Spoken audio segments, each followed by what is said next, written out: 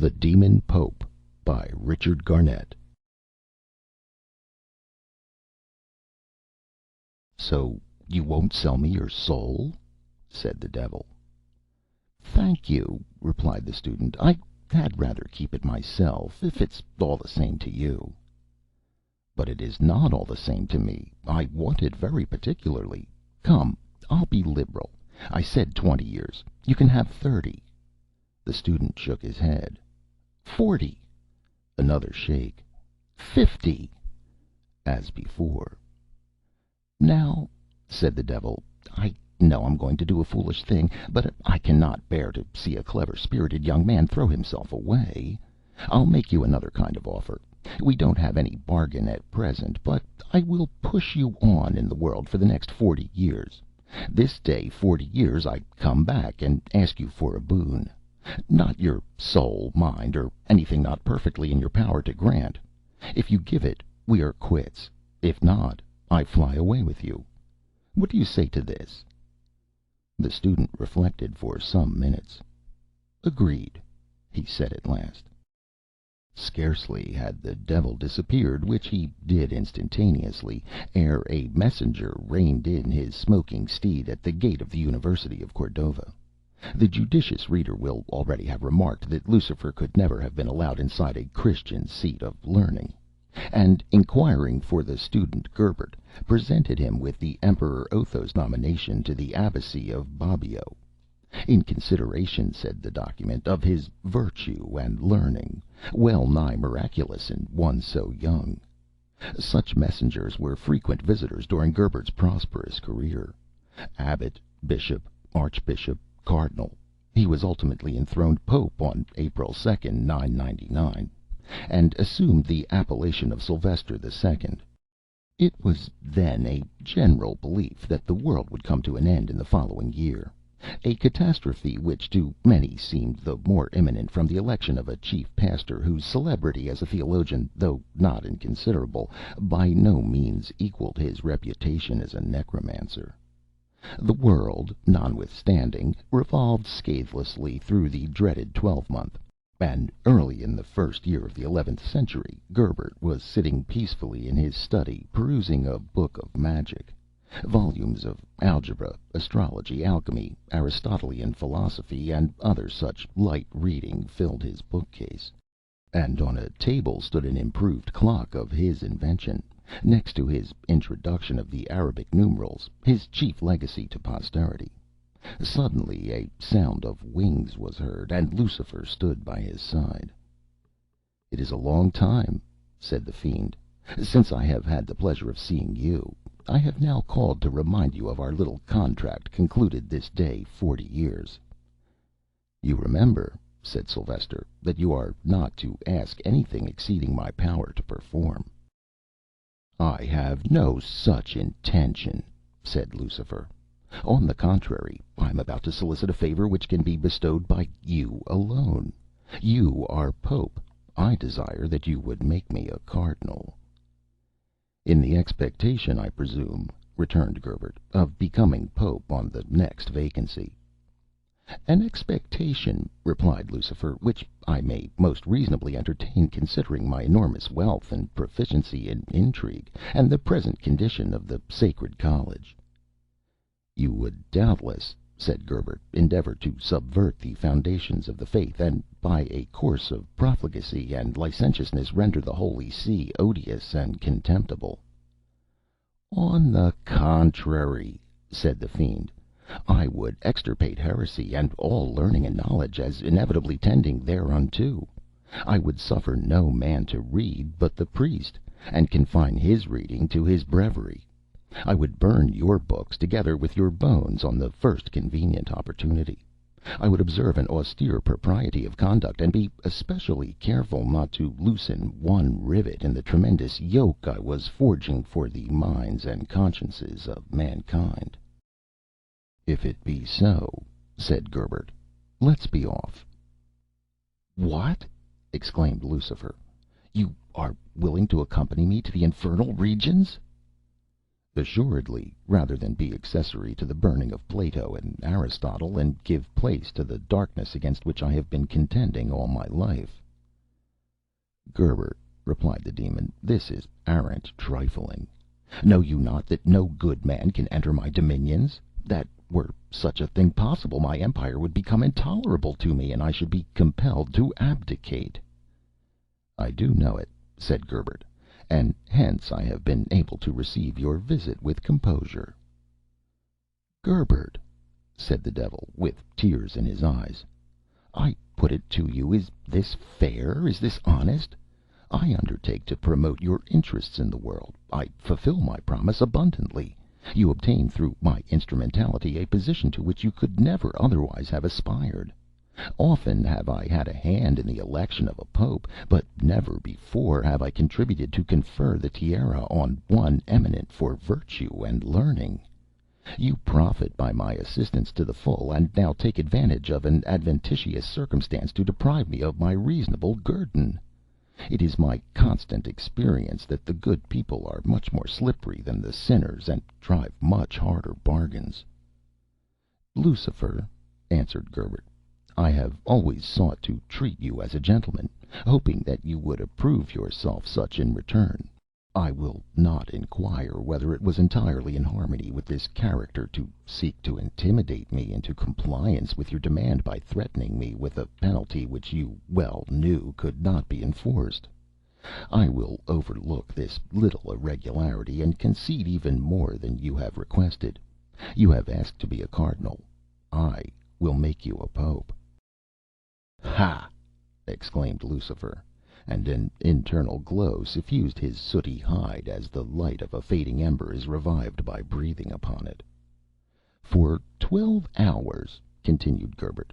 "At the expiration of that time we will consider the matter further, and if, as I anticipate, you are more anxious to divest yourself of the papal dignity than you were to assume it, I promise to bestow upon you any boon you may ask within my power to grant, and not plainly inconsistent with religion or morals." "Done!" cried the demon. Gerbert uttered some cabalistic words, and in a moment the apartment held 2 Pope Sylvesters, entirely indistinguishable save by their attire and the fact that one limped slightly with the left foot. "You will find the pontifical apparel in this cupboard," said Gerbert, and, taking his book of magic with him, he retreated through a masked door to a secret chamber. As the door closed behind him, he chuckled and muttered to himself, "Poor old Lucifer, sold again." If Lucifer was sold, he did not seem to know it. He approached a large slab of silver which did duty as a mirror, and contemplated his personal appearance with some dissatisfaction. "I certainly don't look half so well without my horns," he soliloquized, "and I am sure I shall miss my tail most grievously." A tiara and train, however, made fair amends for the deficient appendages, and Lucifer now looked every inch a pope. He was about to call the master of ceremonies and summon a consistory, when the door was burst open, and 7 cardinals, brandishing poniards, rushed into the room. "Down with the sorcerer!" they cried, as they seized and gagged him. "Death to Saracen! Practices algebra and other devilish arts! Knows Greek! Talks Arabic! Reads Hebrew! Burn him! Smother him!" "Let him be deposed by a general council," said a young and inexperienced cardinal. "Heaven forbid!" said an old and wary one, sotto voce. Lucifer struggled frantically, but the feeble frame he was doomed to inhabit for the next 11 hours was speedily exhausted. Bound and helpless, he swooned away. "Brethren," said one of the senior cardinals, "it hath been delivered by the exorcists that a sorcerer, or other individual in league with the demon, doth usually bear upon his person some visible token of his infernal compact. I propose that we forthwith institute a search for this stigma, the discovery of which may contribute to justify our proceedings in the eyes of the world."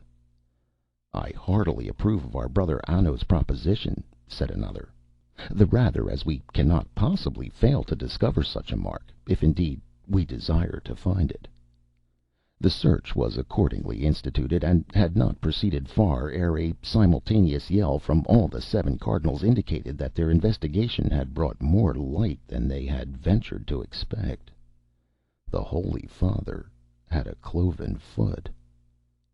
For the next 5 minutes the cardinals remained utterly stunned, silent, and stupefied with amazement. As they gradually recovered their faculties, it would have become manifest to a nice observer that the Pope had risen very considerably in their good opinion. "This is an affair requiring very mature deliberation," said one. "I always feared that we might be proceeding too precipitately," said another. "It is written, 'The devils believe,'" said a third. "The Holy Father, therefore, is not a heretic, at any rate." "Brethren," said Anno, "this affair, as our brother Beno well remarks, doth indeed call for mature deliberation. I therefore propose that, instead of smothering his Holiness with cushions, as originally contemplated, we immure him for the present in the dungeon adjoining hereunto, and, after spending the night in meditation and prayer, resume the consideration of the business tomorrow morning." "Informing the officials of the palace," said Beno, "that his Holiness has retired for his devotions, and desires on no account to be disturbed." "A pious fraud," said Anno, "which not one of the fathers would for a moment have scrupled to commit." The cardinals accordingly lifted the still insensible Lucifer, and bore him carefully, almost tenderly, to the apartment appointed for his detention. Each would fain have lingered in hopes of his recovery, but each felt that the eyes of his 6 brethren were upon him, and all therefore retired simultaneously, each taking a key of the cell. Lucifer regained consciousness almost immediately afterwards.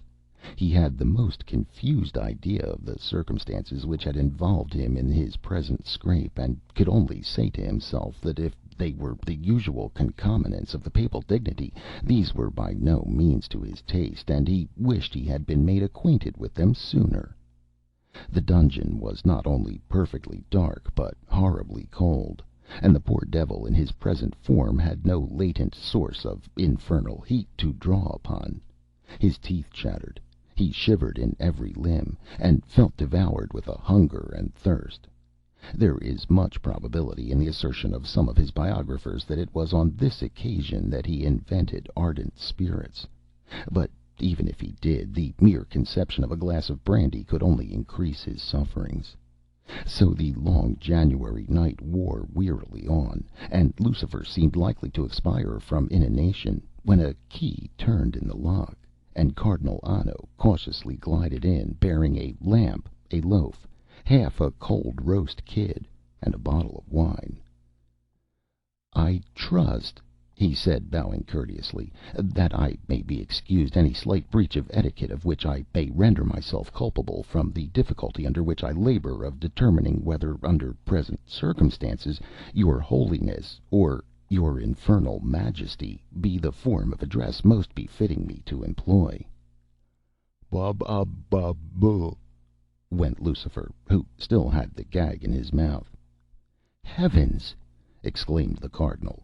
"I crave your infernal Holiness's forgiveness. What a lamentable oversight!" And relieving Lucifer from his gag and bonds, he set out the refection, upon which the demon fell voraciously. "Why the devil, if I may so express myself," pursued Anno, "did not your Holiness inform us that you were the devil? Not a hand would have been raised against you. I myself have been seeking all my life for the audience now happily vouchsafed me. Whence this mistrust of your faithful Anno, who has served you so loyally and zealously these many years?" Lucifer pointed significantly to the gag and fetters.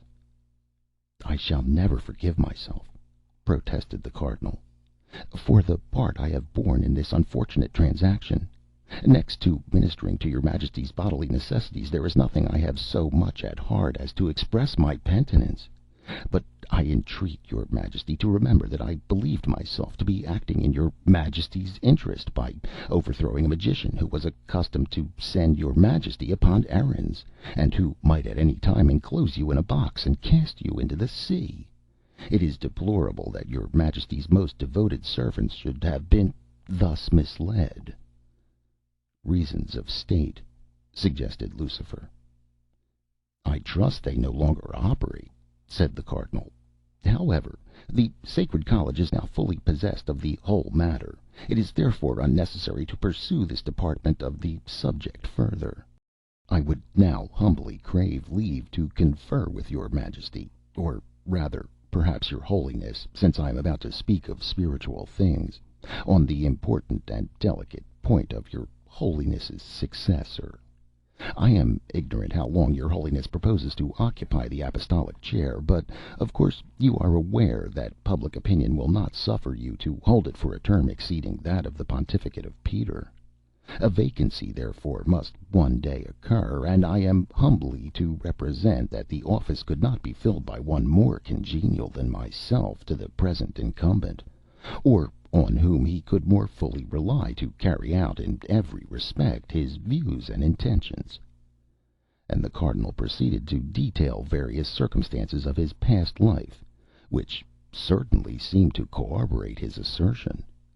He had not, however, proceeded far ere he was disturbed by the grating of another key in the lock, and had just time to whisper impressively, "Beware of Benno," ere he dived under a table. Benno was also provided with a lamp, wine, and cold viands. Warned by the other lamp and the remains of Lucifer's repast that some colleague had been beforehand with him, and not knowing how many more might be in the field, he came briefly to the point as regarded the papacy, and preferred his claim in much the same manner as Anno, while he was earnestly cautioning Lucifer against this cardinal as one who could and would cheat the very devil himself. Another key turned in the lock, and Benno escaped under the table, where Anno immediately inserted his fingers into his right eye. The little squeal consequent upon this occurrence Lucifer successfully smothered by a fit of coughing. Cardinal number 3, a Frenchman, bore a Bayonne ham, and exhibited the same disgust as Benno on seeing himself forestalled. So far as his requests transpired, they were moderate, but no one knows where he would have stopped if he had not been scared by the advent of Cardinal number 4. Up to this time he had only asked for an inexhaustible purse, power to call up the devil ad libitum, and a ring of invisibility to allow him free access to his mistress, who was unfortunately a married woman. Cardinal number 4 chiefly wanted to be put into the way of poisoning Cardinal number 5, and Cardinal number 5 preferred the same petition as respected Cardinal number 4. Cardinal number 6, an Englishman, demanded the reversion of the archbishoprics of Canterbury and York, with the faculty of holding them together, and of unlimited non-residence. In the course of his harangue he made use of the phrase non obstantibus, of which Lucifer immediately took notice. What the 7th Cardinal would have solicited is not known, for he had hardly opened his mouth when the 12th hour expired, and Lucifer, regaining his vigor with his shape, sent the Prince of the Church spinning to the other end of the room, and split the marble table with a single stroke of his tail. The 6 crouched and huddled cardinals cowered, revealed to one another, and at the same time enjoyed the spectacle of his Holiness darting through the stone ceiling, which yielded like a film to his passage, and closed up afterwards as if nothing had happened. After the first shock of dismay they unanimously rushed to the door, but found it bolted on the outside. There was no other exit, and no means of giving an alarm. In this emergency the demeanor of the Italian cardinals set a bright example to their ultramontane colleagues. Bisogna pazienza, they said as they shrugged their shoulders.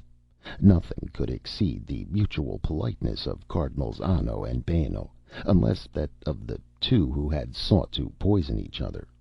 The Frenchman was held to have gravely derogated from good manners by alluding to this circumstance, which had reached his ears while he was under the table, and the Englishman swore so outrageously at the plight in which he found himself that the Italians then and there silently registered a vow that none of his nation should ever be pope, a maxim which, with one exception, has been observed to this day. Lucifer, meanwhile, had repaired to Sylvester, whom he found arrayed in all the insignia of his dignity, of which, as he remarked, he thought his visitor had probably had enough. "I should think so, indeed," replied Lucifer. "But, at the same time, I feel myself fully repaid for all I have undergone by the assurance of the loyalty of my friends and admirers, and the conviction that it is needless for me to devote any considerable amount of personal attention to ecclesiastical affairs. I now claim the promised boon, which it will be in no way inconsistent with thy functions to grant, seeing that it is a work of mercy. I demand that the cardinals be released, and that their conspiracy against thee, by which I alone suffered, be buried in oblivion." "I hoped you would carry them all off," said Gerbert, with an expression of disappointment. "Thank you," said the Devil. "It is more to my interest to leave them where they are." So the dungeon door was unbolted, and the cardinals came forth, sheepish and crestfallen. If, after all, they did less mischief than Lucifer had expected from them, the cause was their entire bewilderment by what had passed, and their utter inability to penetrate the policy of Gerbert, who henceforth devoted himself, even with ostentation, to good works. They could never quite satisfy themselves whether they were speaking to the Pope or to the Devil, and when under the latter impression habitually emitted propositions which Gerbert justly stigmatized as rash, temerarious, and scandalous. They plagued him with allusions to certain matters mentioned in their interviews with Lucifer, with which they naturally but erroneously supposed him to be conversant, and worried him by continual nods and titterings as they glanced at his nether extremities.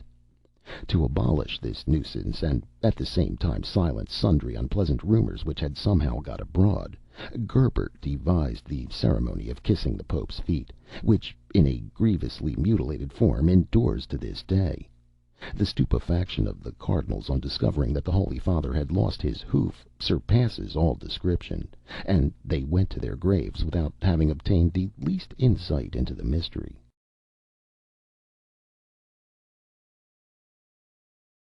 End of The Demon Pope by Richard Garnett.